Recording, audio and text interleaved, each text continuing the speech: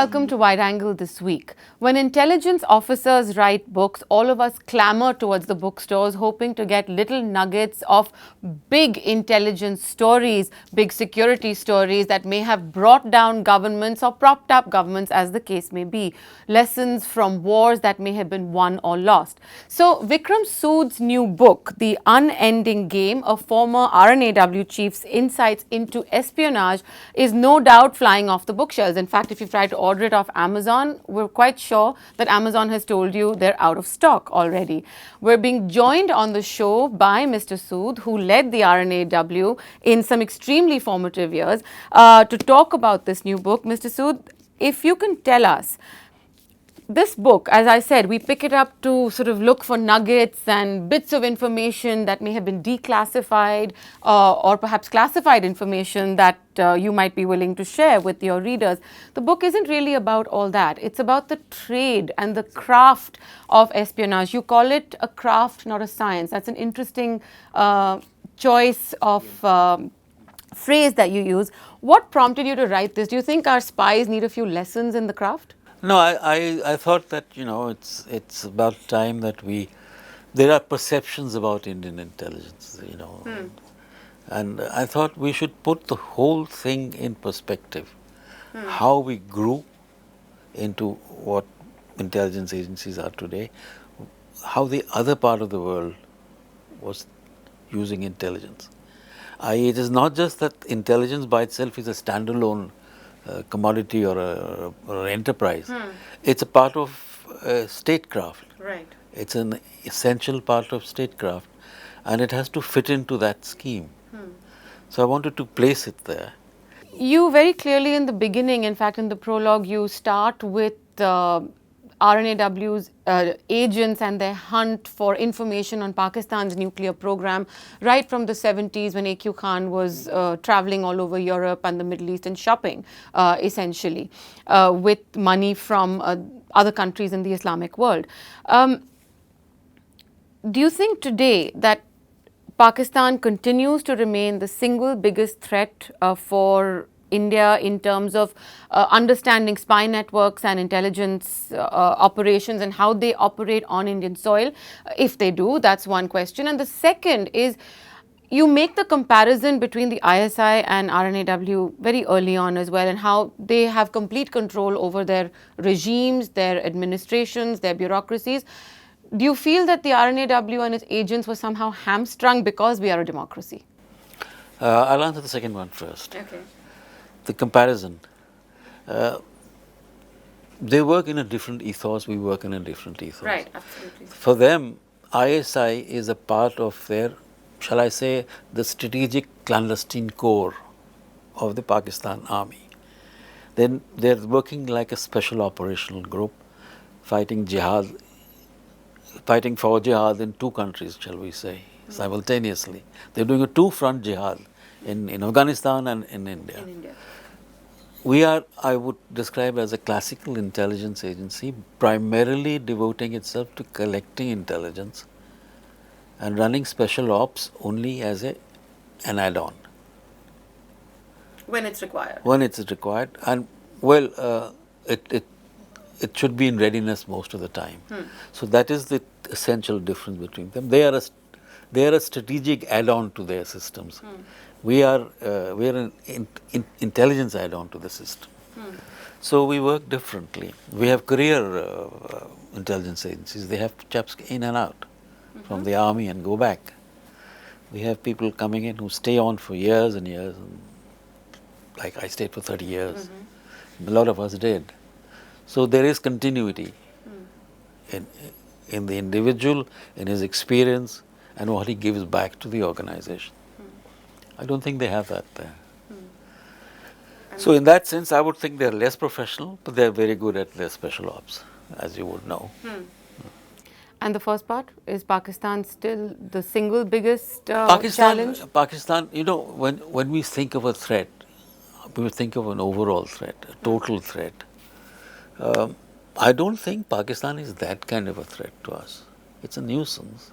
We have to deal with it. It'll give you problems in Kashmir or wherever else it can. But can it make India change its way of life? do we have to do something different? The Chinese are much more ambitious and much more capable, and they're our neighbors. So they are actually going to be something that we have to watch much more closely in the years ahead. It's interesting that you mentioned China also as a country we need to be sort of watching our behind our backs for. Now, the thing is that we talk in this new age 21st century high tech world, data collection and surveillance and things like that. The Chinese are also very good at technology and making sure that their technology infiltrates many markets across the world. Is that a challenge Indian intelligence is prepared for in terms of just the technological know-how? I know you say that spying or espionage is a craft, not a science, but is there room for it to become a science right now? You know, as technology improves, and we don't know how much and by when it will, really shoot off. Artificial intelligence, for instance. Yeah. They say by 2025 it will be as good as human intelligence, or maybe overtake it. So how do you handle that situation? How is an intelligence organization going to handle? There are no answers. I don't have the answers. I only have worries that supposing that artificial intelligence falls into the hand of a rogue element, or itself goes rogue, how do you handle it? As it is, the terrorist is usually a step or two ahead of you in the manner of using technology, because it may cost you $1 million plus, I do not know exact figure, to make a drone, but you can make an anti-drone tracking device for less than $100. So there is no comparison between how this asymmetric war is going to be fought. And when the intelligence gets you data in billions of messages a day, how do you download? How do you sift? How do you segregate the useless material for the useful material? And then ultimately you will need a human being to assess that information, because you can't leave it to an algorithm to do it for you all the time. So these are the challenges of volume, speed, and the range. Right. That you have to face, and that your reaction has to be equally fast. So, looking for ways to have that sort of nimble reaction to the material coming in, one small part of your book you devote to the failures of intelligence, and you say very often, a good intelligence operation should be one that nobody ever hears about, because something has been averted, nobody's concerned about it. It's where the failures take place. You've talked about 9/11, you've talked about 26/11. You haven't, you've in passing mentioned IC 814 and things like that as well.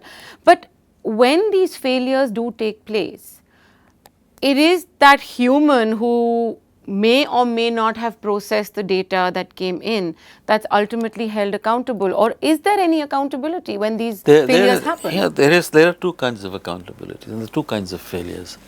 One is a failure to detect a terrorist attack. So you either had the information, didn't act on it, you didn't have it at all, or you had incorrect information. Well, the former seems to be the case for both 9/11 and 26/11, that there was information. There was information. Now, the intelligence agency merely in our system, we feed the information. We give it to the consumer. Now it's for the consumer to decide what he wants to do.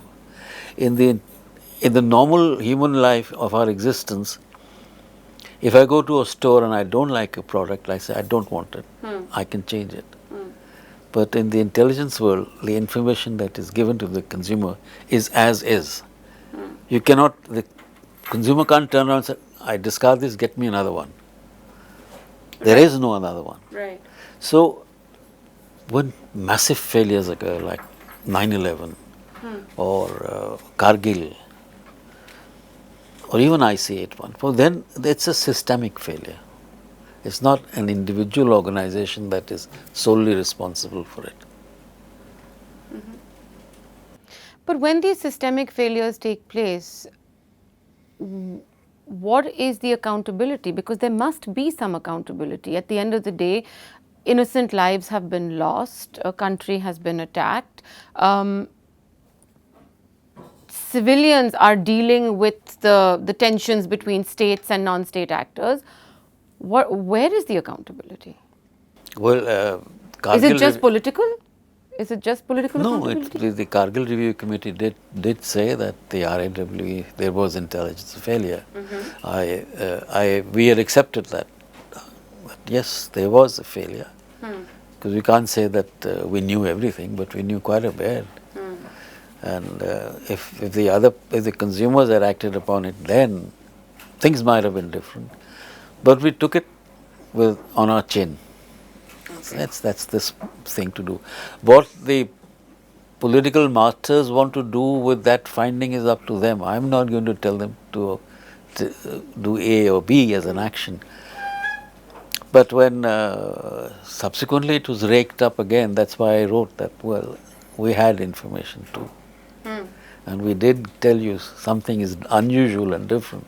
So you can't do the same thing like you did year before last, the year before that. And because things are changing, so you should have taken measures. So when you talk about the consumer, and it's ultimately up to the consumer to decide what to do with that information, the consumer, we're assuming, is the government of the day, pretty much. Yeah, it depends on whether you're feeding the Ministry of Defense or the External Affairs or the Army, whichever. Yeah. You also talk about the need for prime ministers and governments to understand the value of intelligence and ensure that the organization isn't sort of left in the doldrums. You make that comment about how over a 7-year period or an 8-year period, intelligence chiefs, RNAW chiefs specifically, were changed multiple times. Except, there were 9 years and 7 chiefs. Right. And one of them did 3 years.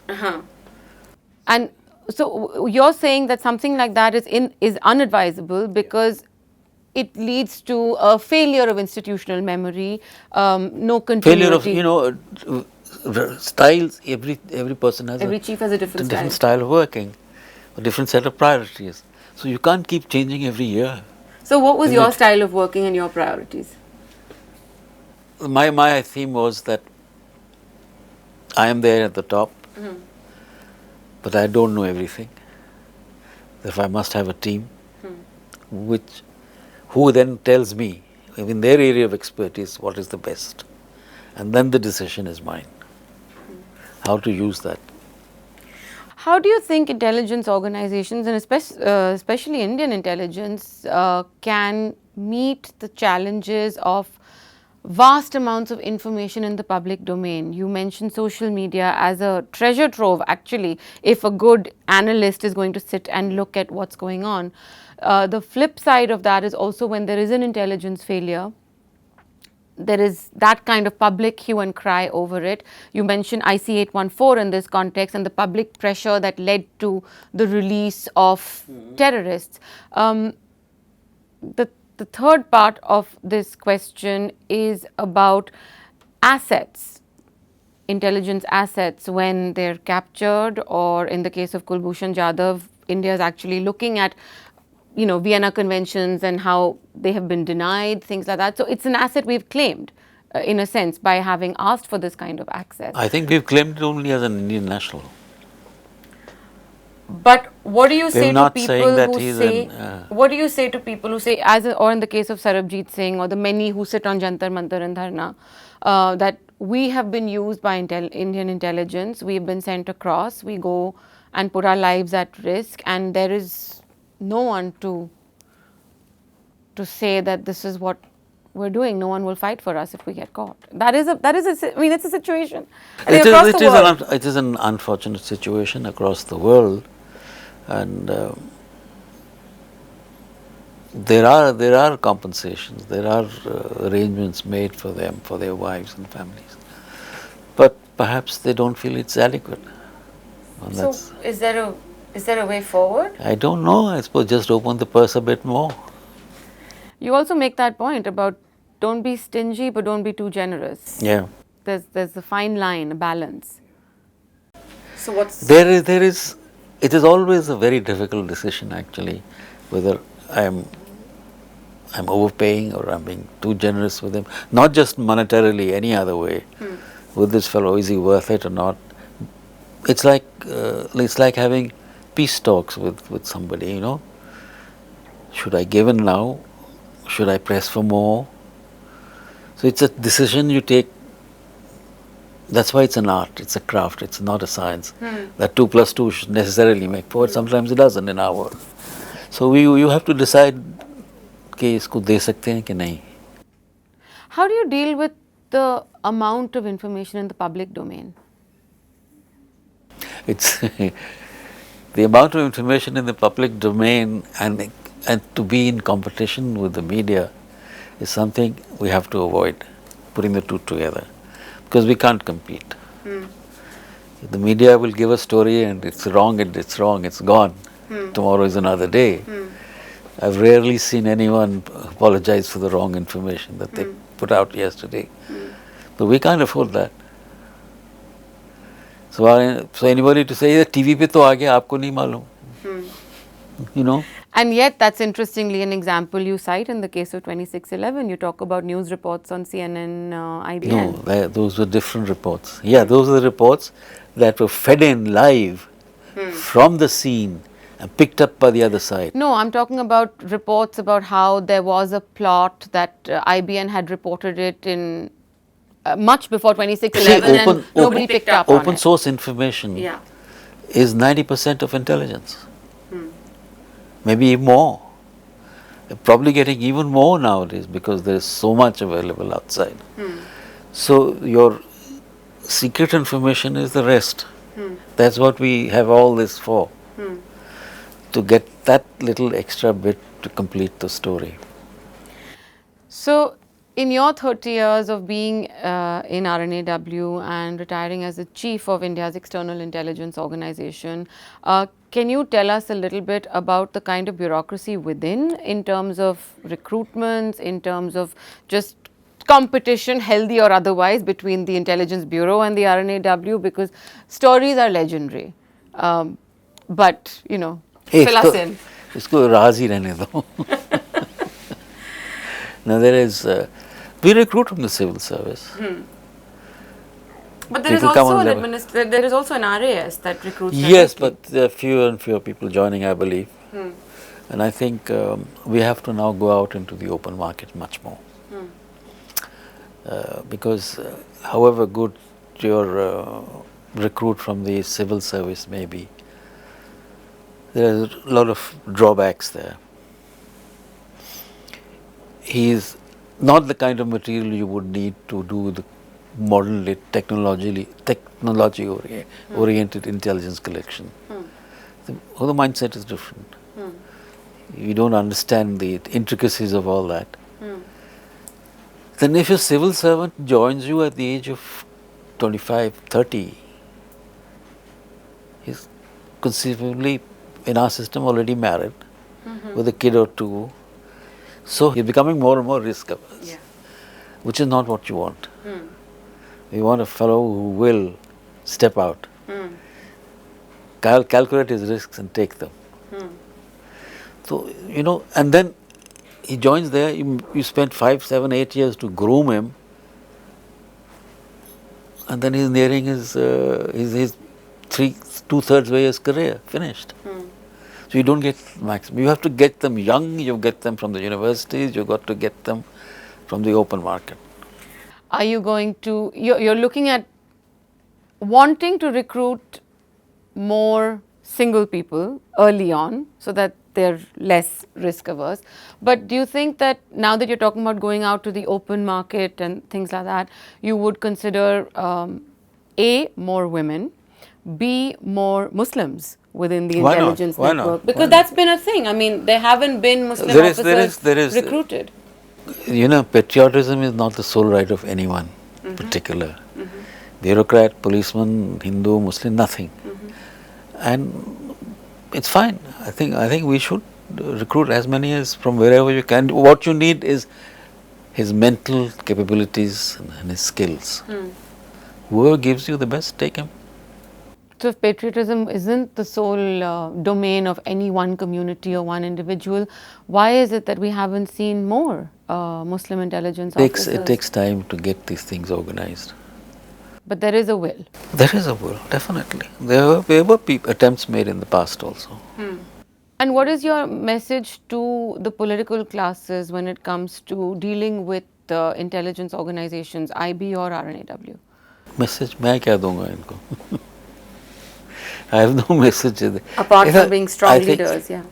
I think it's there in my last line, last few lines, that you have to have an intelligence that you deserve. You get the governments you deserve as well. You said that there as well. And then the government gets the intelligence it deserves. Right. So it's up to you to decide which one you want. So we're kind of trying to figure out what we deserve and what we've got right now, I suppose, right? All right, Vikram Sood, thank you so much. As expected, you didn't give away too much in the book, and you haven't given away too much while we speak. Also, we'll wait for the cameras to go off before we ask you some more Okay. questions. Thanks very much for speaking Okay. to Wide Angle. Thanks a lot. Okay. To receive instant updates on all videos from The Wire, click the subscribe button and hit the bell icon. Pay to support independent journalism. Click the link in the description and choose the amount you want to pay.